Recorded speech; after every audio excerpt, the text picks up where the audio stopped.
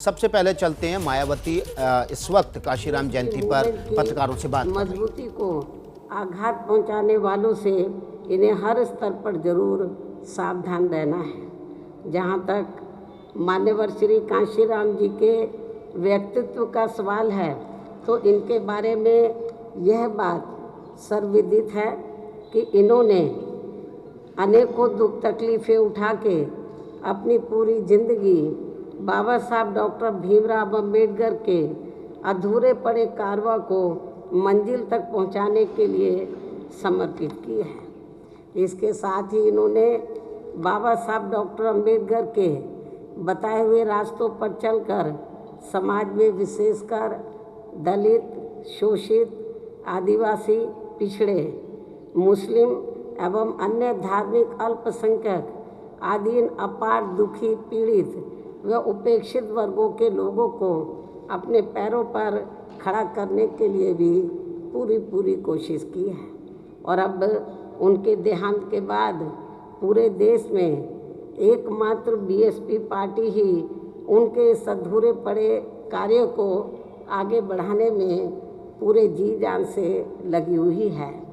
ताकि इन वर्गों के लोग यह समाज में दूसरे वर्गों की तरह मान सम्मान के साथ अपनी खुशहाल भरी जिंदगी व्यतीत कर सके, जिसके लिए बीएसपी इन लोगों को हर स्तर पर तैयार करने में रात दिन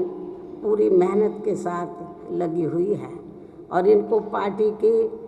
हर छोटी बड़ी बैठकों व जनसभाओं आदि में उनकी ये बात उनकी यानी कि मान्यवर श्री काशीराम जी की व बाबा साहब डॉक्टर अम्बेडकर की भी ये बात समझाई जा रही है कि जब तक केंद्र व राज्यों में जातिवादी, पूंजीवादी एवं संकीर्ण मानसिकता रखने वाली पार्टियों की सरकारें चलती रहेंगी तो तब तक पूरे देश में इन वर्गों के लोगों की सामाजिक व आर्थिक स्थिति में सही परिवर्तन नहीं आ सकता है, बदलाव नहीं आ सकता है। और ना ही इन वर्गों के लोगों के साथ साथ यहाँ सर्व समाज में से गरीबों, मजदूरों, किसानों, छोटे व्यापारियों एवं अन्य मेहनतकश लोगों की भी स्थिति में कोई खास बदलाव आ सकता है। इतना ही नहीं बल्कि अब तो केंद्र व राज्यों में कांग्रेस, बीजेपी व अन्य पार्टियों की जो भी सरकारें चल रही हैं तो वे आए दिन ऐसे नए नियम व कानून आदि बना रही हैं जिसमें इनका और ज़्यादा पतन हो रहा है, जिसके तहत ही पिछले कई महीनों से देश के किसान केंद्र सरकार से इनके 3 नए बनाए गए कृषि कानूनों को वापस लेने के लिए अभी तक भी लगातार आंदोलित है। जबकि इस मामले में हमारी पार्टी ने केंद्र की सरकार से बार ये भी अनुरोध किया है और आज फिर से हमारी पार्टी उनसे यह अनुरोध कर रही है कि जब देश के किसान केंद्र सरकार के बनाए हुए 3 कृषि कानूनों से सहमत नहीं हैं तो फिर केंद्र की सरकार को अपने इन तीनों कृषि कानूनों को वापस ले लेना चाहिए, तो ये उचित होगा। बीएसपी की भी ये मांग है और इस मामले में हमारी पार्टी पूरे तौर से किसानों की इस मांग के साथ खड़ी है। और हमारी पार्टी यही चाहती है कि केंद्र की सरकार अपने तीनों कृषि कानूनों को ज़रूर वापस ले। इसके साथ साथ जिन किसानों की इस आंदोलन के दौरान मृत्यु हो गई है तो केंद्र के साथ साथ राज्यों की सरकारें भी उनके पीड़ित परिवार को उचित आर्थिक सहायता जरूर प्रदान करें। साथ ही उनके एक सदस्य को इन्हें सरकारी नौकरी भी जरूर देनी चाहिए। इसके अलावा यहाँ मैं ये भी कहना चाहूँगी कि केंद्र व उत्तर प्रदेश सहित देश के विभिन्न राज्यों में व खासकर बीजेपी की सरकारों के चलते यहाँ पेट्रोल, डीजल व रसोई गैस आदि की बढ़ती कीमतों से आसमान छूती महंगाई व विकराल गरीबी एवं बेरोजगारी से तथा खराब कानून व्यवस्था आदि के कारण अब देश में गरीब व मेहनतकश लोगों का जीवन दिन प्रतिदिन अति कठिन होता जा रहा है। लेकिन दूसरी तरफ इसके विपरीत कोरोना के संकट काल में भी देश के कुछ पूंजीपतियों व धन्ना सेठों के अपार निजी धन में जो भारी बढ़ोतरी होती जा रही है, तो ये सरकार की जनहित व जन कल्याण संबंधी नीति व नियत पर भी काफ़ी सवाल खड़ा करता है और इससे आम जनता का भला नहीं हो पा रहा है। और ख़ासकर यहाँ उत्तर प्रदेश की वर्तमान भाजपा सरकार में भी एक तरफ हर स्तर पर व्याप्त खराब कानून व्यवस्था तथा लोगों की आम धारणा के मुताबिक यहाँ ज़्यादातर जातिगत व द्वेष की भावना से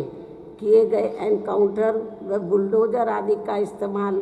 किए जाने की वजह से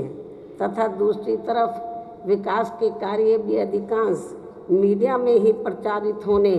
व ज़मीनी हकीकत में ना होने के कारण अब इनकी इस कार्यशैली ने भी यहाँ की जनता को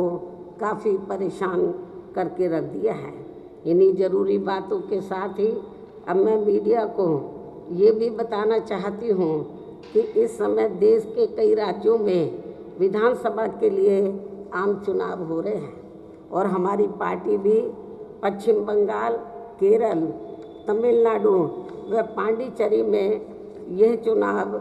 अकेले अपने बलबूते पर लड़ रही है। और इस मामले में आज मैं मान्यवर श्री कांशीराम जी के जन्मदिन के खास मौके पर वहां अपनी पार्टी के सभी छोटे बड़े पदाधिकारियों एवं कार्यकर्ताओं से भी ये अनुरोध करती हूँ कि वे ये चुनाव पूरी दमदारी के साथ लड़े तथा अपनी पार्टी का यहाँ बेहतर रिजल्ट भी दिखाने का हर संभव पूरा प्रयास करें ताकि इन राज्यों में भी अपनी पार्टी की मूवमेंट आगे बढ़े तथा यहाँ अपने लोगों का भी कुछ भला हो सके। इस खास अपील के साथ ही अब मैं अंत में मान्यवर श्री कांशीराम जी की पूरे देश में आज मनाई जा रही जयंती के बारे में ये भी बताना चाहती हूँ कि आज उनकी जयंती को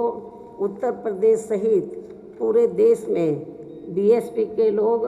खासकर कोरोना नियमों का पालन करते हुए बहुत ही सादगी, शालीनता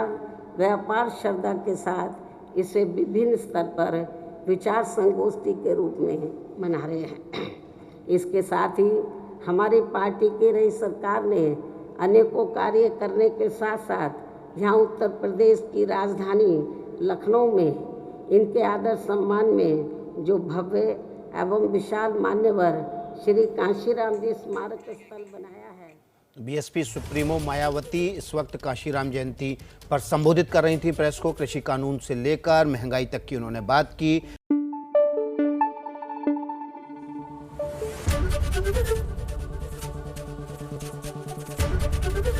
एबीपी न्यूज आपको रखे आगे।